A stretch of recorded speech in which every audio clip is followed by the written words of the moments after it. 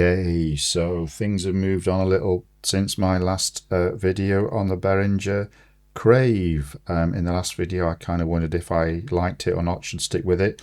Let me tell you now, I haven't quite decided, but I have moved on in terms of my understanding of what it does and how it might be used with other pieces of equipment.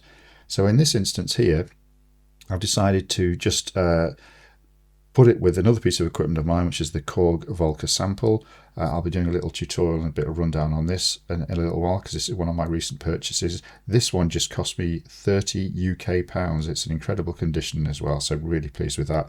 So both of these come into their own when they're paired with something else. So what I've been doing in the last few days is just understanding how that works and seeing what possibilities can be done. So one of the first things I tried was to use these sync in and sync out cables here, linked to, I think one is the assign and also tempo. So one of those was working off this one being the master, and then the other one was working off that one being the master. That method there. It does sync the tempos, but it relies very much on starting both machines at the same time manually. So that's not ideal really. You want to be able to start one machine and then the other one starts at the same time. So the only way I could see to do that, which is fine, is using the MIDI cable here. Okay, so and what that means is you use the out and the through cable here to the in socket there on the Volca Sample. But there's a few things you need to do to make that work, because I couldn't get it working for a while, and then I realized you had to change a few settings on the Volca Sample. So there's 3 settings you need to change. I'll just show you how to do that, and this I think works on pretty much all the Volca samples. I think it's fairly universal settings. So let me just turn this off. There we go. And what you need to do is press function here and then click the power on button. Okay, and the 3 parameters you need to check are 6, 7 and 8. Okay, so the first one is 1, 2, 3, 4, 5, 6. So you want 6 on here, and let me tell you what 6 is. So 6 is your clock. Okay, so it's 2 options: clock in and auto. Well, you don't want clock in, means internal, by the way, not clock coming in.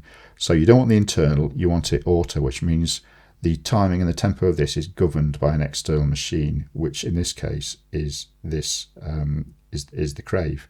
The next setting you want to look at is MIDI receive. Okay, and you want the 7 to be off here, so it is off.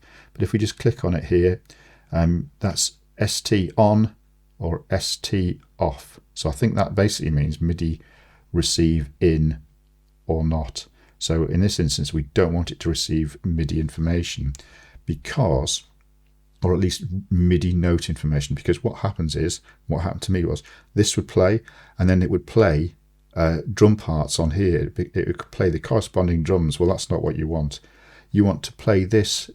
This wants to play its own pattern that you've already programmed, and then this is used simply to coordinate and send the timings across. The third parameter that you want to look at is number 8. Okay, now I think KLorg has it's a bit of a unique system. I think they have 2 ticks, if you like, two beats per clock. So the clock sends out a pulse every so often. You know, I don't know how often it is, probably maybe once every quarter bar, once every bar, I don't know. But depending on what you want Volca Sample to do, or what I've done here, you can interpret whether that's interpreting whether 2 clocks from something else means 1 beat here, or whether 1 beat from somewhere else means 2 beats here. I think that's what it means anyway. Anyway, the one that works for me is if I have like the 8 off, which is so you've got step 1 and step 2. I think so. This means step 2. This moves on 1 step for every 2 steps it hears elsewhere. I think, I'm not sure if that's right, or whether it's 2 steps in here. Anyway, either way, this works the best for me. So just bear that in mind. Otherwise, one goes twice as fast as the other one, or twice as slow. I can't quite remember. So when you're happy with those settings, you just come in here and click record. And that is pretty much what I've learned so far about this. Well, a few other things, but that's what I'm sticking with here, because I'm just going to put a little tutorial about how to link it up to something else. So really pleased with what it does. So let's just have a little play and play me out. Here we go.